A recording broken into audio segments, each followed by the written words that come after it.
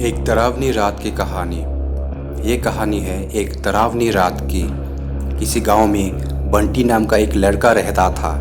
वो परीक्षा देने गुजरात जा रहा था। ठंडी का दिन था। चारों तरफ कोहरा छाया हुआ था। आमने सामने भी कोई नहीं दिख रहा था। पूरे 15 घंटे के बाद वो गुजरात पहुंच गया था। परीक्षा अगले दिन थी, इसलिए वो एक होटल में रहने के लिए सोचा। रात हो गई थी और कहीं भी उसे उसके बजट में सस्ता होटल नहीं मिल रहा था। काफ़ी ढूंढने के बाद उसे एक सस्ता होटल मिला। वो उस होटल में एक कमरा बुक करवाया और जब वो कमरे में गया तो देखा कि कमरे के चारों तरफ जाले लगे हुए थे। ऐसा लग रहा था कि यह कमरा काफ़ी सालों से बंद पड़ा था और कमरे के अंदर का माहौल भी एकदम डरावना और सुनसान लग रहा था। लेकिन उसने ये सब नज़रअंदाज कर दिया और होटल से खाना मंगवाया और खा पी कर सोने चला गया। जब वो सो रहा था तो लगभग रात के 1 बजे के करीब उसे किसी की पायल की घुंघरू की आवाज़ सुनाई दी। वो रात थी एक डरावनी रात। बंटी तुरंत नींद से उठा और जल्दी से खिड़की के पास गया, ये पता करने के लिए कि इतनी रात को किसकी पायल की आवाज़ सुनाई दे रही है और इस सुनसान रास्ते में कौन आधी रात को घूम रहा है। क्योंकि वहाँ होटल में बंटी और मैनेजर के अलावा कोई भी नहीं था, तो ये फिर किस औरत की पायल की आवाज़ सुनाई दे रही है। बंटी खिड़की पर काफ़ी देर तक खड़ा रहा, लेकिन उसे कोई भी दिखाई नहीं दिया। फिर उसने अपने कमरे से मैनेजर को फ़ोन किया और उसे बताया कि मुझे इतनी रात को कब से किसी की पायल की आवाज़ सुनाई दे रही है। आपको भी दे रही है क्या? मैनेजर ने कहा, सर ऐसी बात नहीं है, आपको हवा से ऐसा लग रहा होगा। वैसे भी ये जंगली इलाका है, यहाँ पर तो हल्की हवा भी तूफान के जैसी लगती है। आप सो जाइए, ऐसी कोई बात नहीं है। बंटी मैनेजर की बात पर भरोसा करके फिर से सोने चला गया।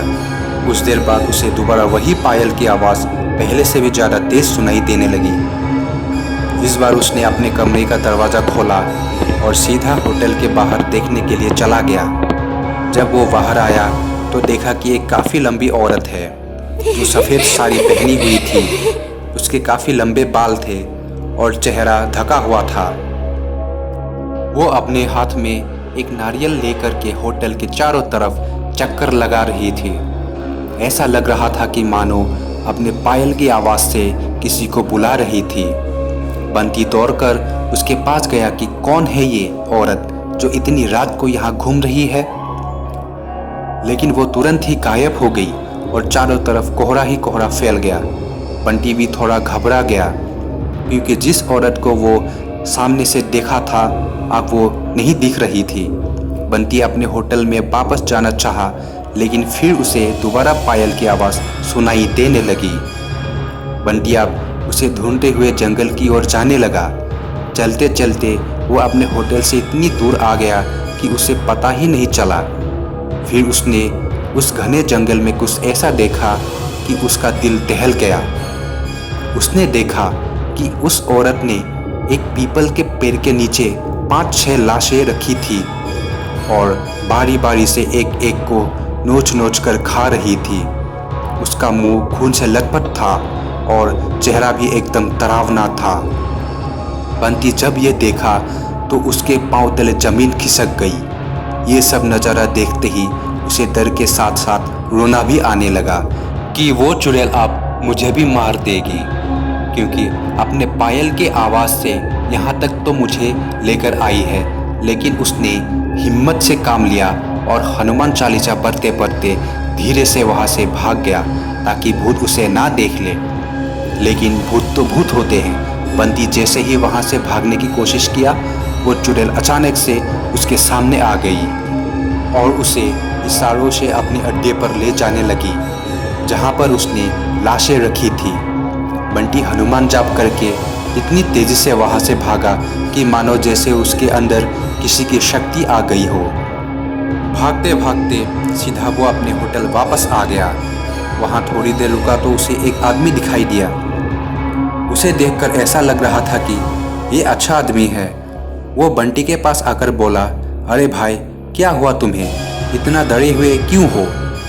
बंटी ने सारा किस्सा उस आदमी को सुनाया तो उसने बताया कि भाई तुम बहुत किस्मत वाले हो कि आज तुम बच गए।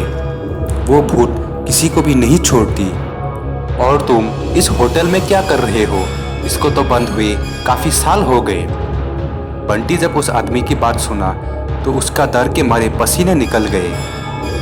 फिर वो आदमी बताने लगा कि इस होटल में बहुत साल पहले एक लड़की के साथ 4-5 लड़के उसका भयानक तरीके से रेप करके मार दिए थे।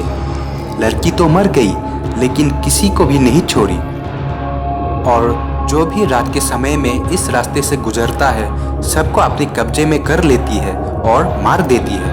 और कुछ दिन बाद इस होटल पर पुलिस का छापा पड़ा, तब से ये होटल बंद है। बंटी जब उस आदमी की पूरी बातें सुना तो वो बहुत ज़ोर ज़ोर से रोने लगा, ये सोचकर कि आज तो मैं मर ही जाता।